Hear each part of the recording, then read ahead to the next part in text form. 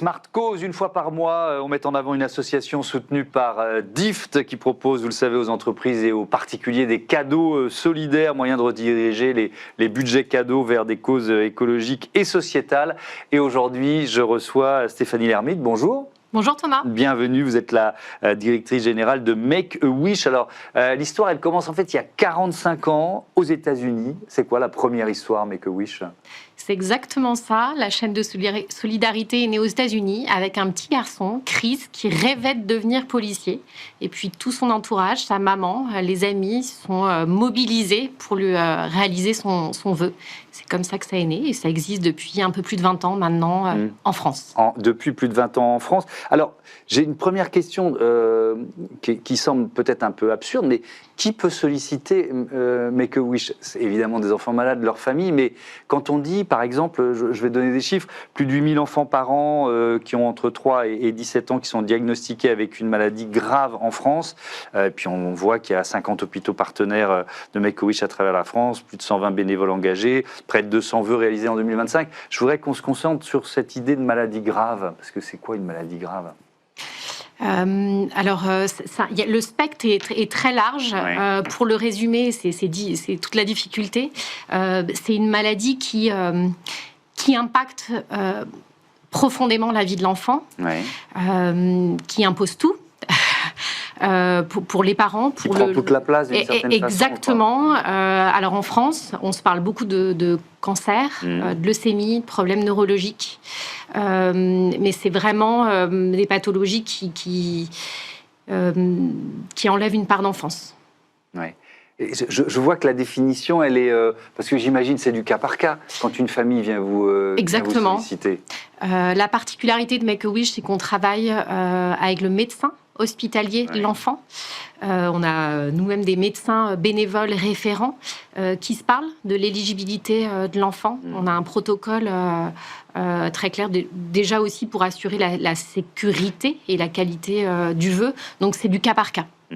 Avec, je redonne le chiffre, là, on est à la fin de cette année, donc quasiment 200 vœux réalisés en 2025. Ça fait un vœu tous les 2 jours. Alors vous préparez quoi en ce moment, tiens ? Parce qu'il y a toujours un vœu, ou plusieurs vœux en cours, en préparation, peut-être qu'ils vont se faire aujourd'hui pendant qu'on enregistre, etc. Exactement. Ouais. On a beaucoup de vœux autour du voyage. C'est très difficile pour un enfant de formuler son vœu. Je tiens à le rappeler, on ouvre le champ des possibles. Parfois, ça ne se fait pas après la première rencontre, mais il faut une deuxième rencontre avec nos bénévoles. Donc, on a beaucoup de vœux autour du Père Noël, partir en Laponie, énormément en ce moment. Puis, on a aussi des vœux qui projettent l'enfant dans ce qu'il aimerait faire plus tard, ce qu'il aimerait devenir.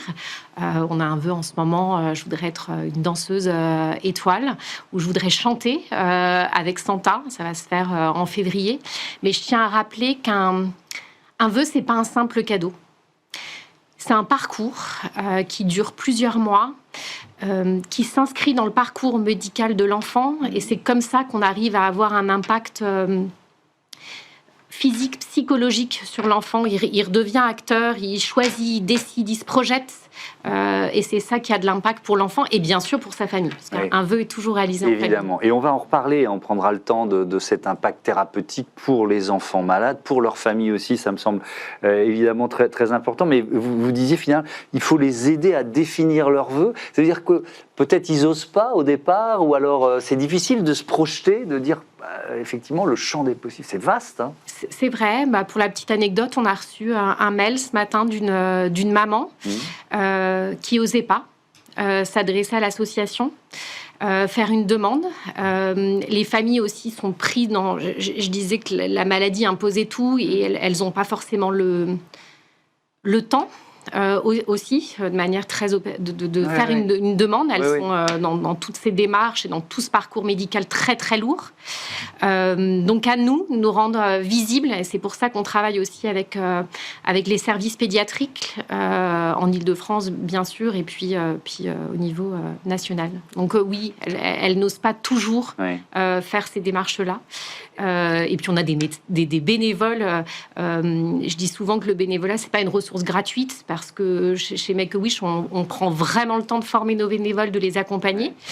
Et puis pour justement préparer cette première rencontre et essayer de bien connaître l'enfant et de l'aider à définir. Est-ce qu'il y a des vœux impossibles? C'est-à-dire soit parce que le défi est trop grand, soit parce que la maladie le rend impossible? Oui. On a eu le cas dernièrement d'une jeune fille qui rêvait de nager avec les dauphins. Sa pathologie, malheureusement, ne pouvait pas rendre le vœu possible. Donc, on essaie de trouver des solutions. Et c'est là où vraiment travailler main dans la main avec le médecin hospitalier. Définir aussi à quel moment démarrer ou inscrire ce parcours de vœux, c'est très important pour nous. Alors, il y a les vœux impossibles et puis il y a tous ces défis que vous réussissez à relever. Je ne sais pas s'il y en a un que vous trouvez qui a été plus compliqué que les autres, plus dingue, qui a demandé un temps, une énergie à toutes les équipes de Make-A-Wish que vous voulez mettre en avant. On a 3 axes de mobilisation, Thomas. Un qui est très important, mais qui est propre au monde associatif, je dirais, c'est de trouver des financements. Ouais. Et c'est très chronophage. Et on aimerait pouvoir passer plus de temps à consacrer à ces enfants et la mission.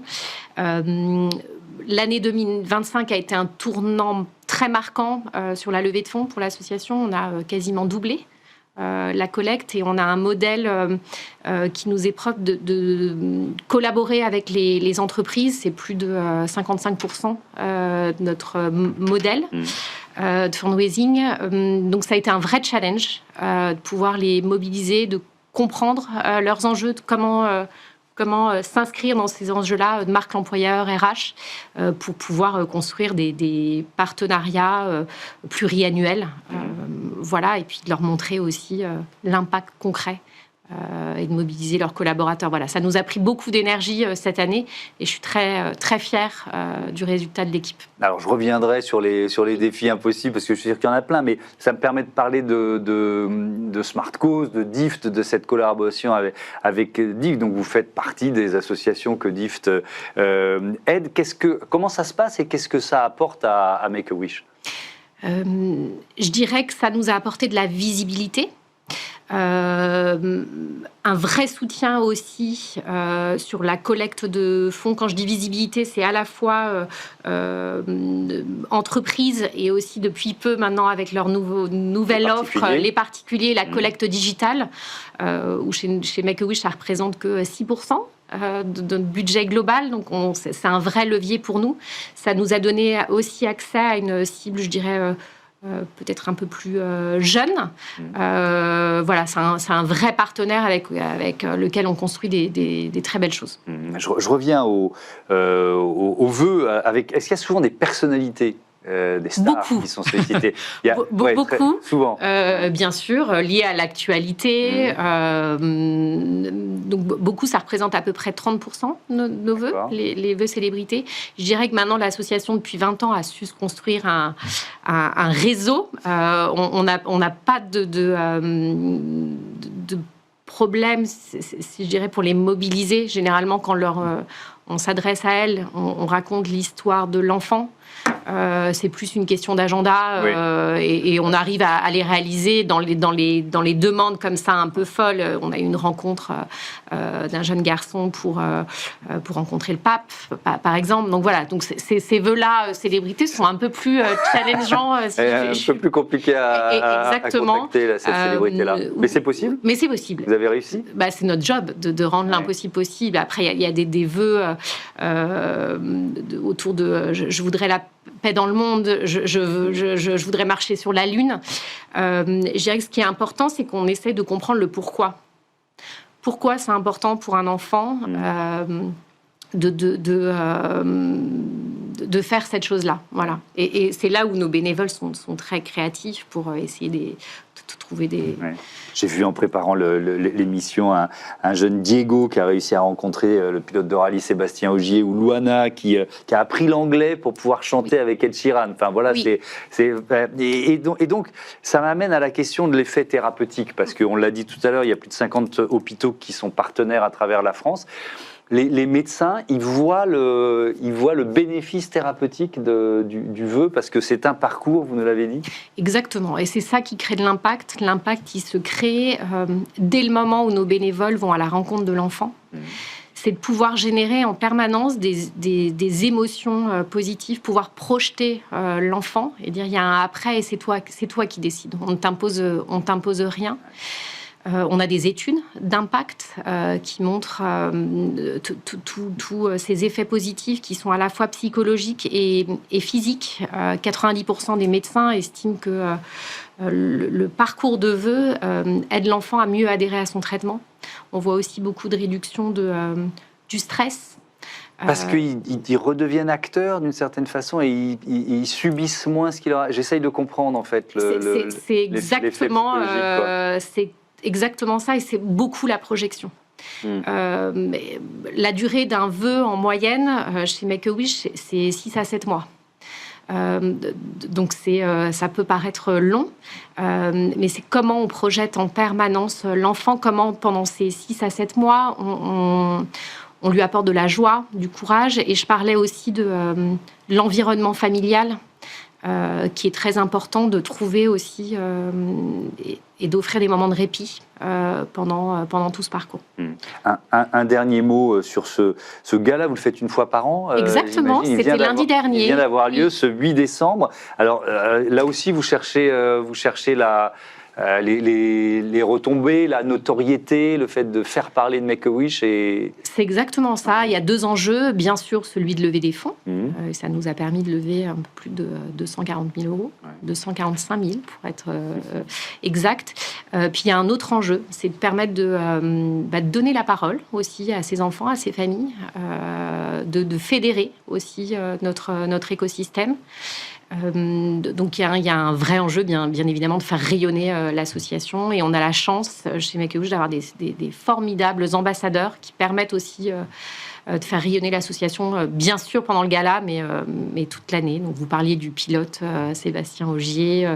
On a beaucoup de champions, beaucoup de sportifs chez Make-A-Wish. On a aussi Pierre Gasly, depuis peu, Hélène Manarino, un ambassadeur historique, Tony Parker.